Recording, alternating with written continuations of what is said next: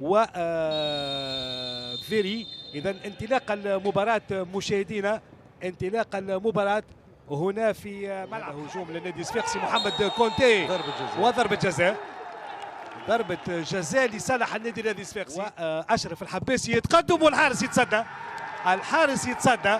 الكرة كانت باتجاه الحارس عيسى فوفانا. ممتاز كذلك تنفيذ المخالفة، وممتاز الحارس التنفيذ ليلوبو.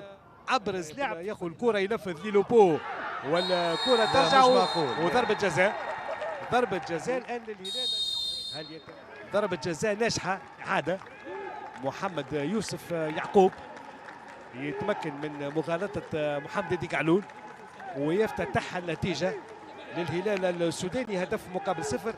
أشرف الحباسي ينفذ الكرة والحارس يتدخل في مرة أولى الدفاع، لكن المهاجم محمد كانتي كان واقف وهو اللي نفذ.